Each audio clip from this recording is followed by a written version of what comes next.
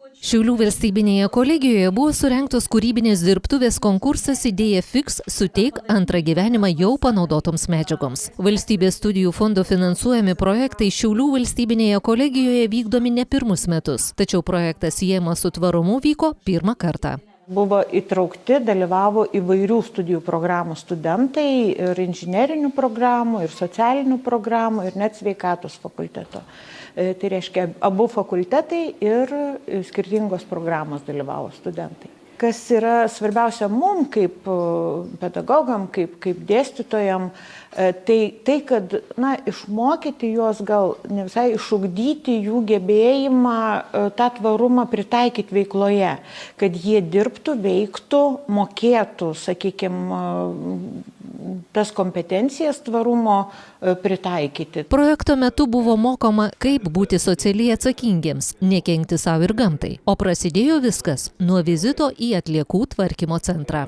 Ta eiga buvo tarsi toks ieškojimas, bet kaip mes galėtumėm dar įdomiau, praktiškiau parodyti tvarumą, ar ne? Nes mes pradėjom nuo tokio nelabai malonaus, sakykime, vizito į atliekų tvarkymo centrą, kuris pasirodė visai neblogas, kadangi mes pamatėm, kad ten tikrai yra viskas daroma sistemiškai, tvarkingai, bet aišku, tai buvo pirmas studentų susipažinimas su atliekom, kurios jau palieka miestą ir atsiduria vienoje vietoje.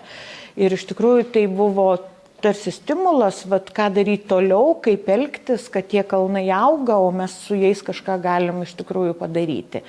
Po to iš tikrųjų buvo labai įdomios patirtys įmonėse. Projekto veiklos leidžia ugdyti ne tik kūrybiškumą, bet ir vadybinius bei komunikavimo įgūdžius. Šie įgūdžiai svarbus ne tik idėjų generavimui, bet ir jų viešinimui. Nes šiuolaikinėje konkurencinėje aplinkoje būtina gebėti pristatyti inovacijas tikslinėms auditorijoms ir visuomeniai. Mūsų ta idėja, kad surenkam baldus iš gatvių, galbūt žmonės žiūrime, ieškome Facebook'e, tam pačiam susirandame per tos pačius profilius, susikontaktuojame, nuvažiuojame ar savo transporto, ar išsinuomojame. Čia, aišku, kadangi norime sumažinti kaštus, tai savo naudosim, galim ir išsinuomoti.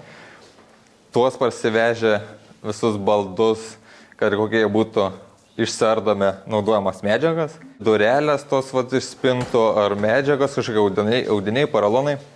Toliau perdirbom.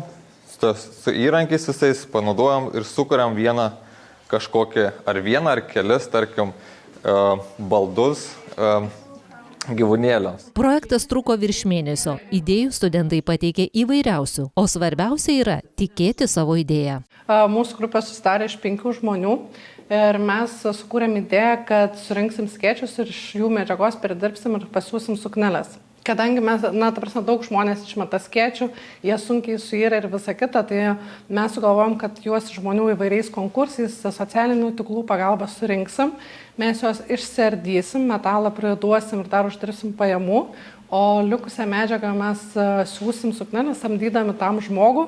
Taip pat trauksim ir moksleivius, kad jie susirinktų socialinės valandas, kas dabar yra labai populiaru, ir taip toliau plėsim savo veiklą per socialinius tinklus. Turėjom labai daug įdomių ir lektorių, kurie mums padėjo generuotas idėjas, tai iš tikrųjų štai ir mes sugeneravom tas idėjas ir pasirinkom vieną, kuri mums artimiausia ir kurią mes tikim tą idėją, nes tikrai tikim, kad galėtumėm tai įvykdyti. Projektas, kuris trunka nuo balandžio iki lapkričio pabaigos, yra finansuojamas Valstybinio studijų fondo ir skirtas inžinerijos vadybos, verslo bei socialinių mokslų studentams. Lapkričio 12-13 dienomis vyks inovacijų komercializavimo dirbtuvės konkursas Kietas riešutas, kuriame studentai kurs verslo modelius pagal imitacinės verslo įmonės metodiką.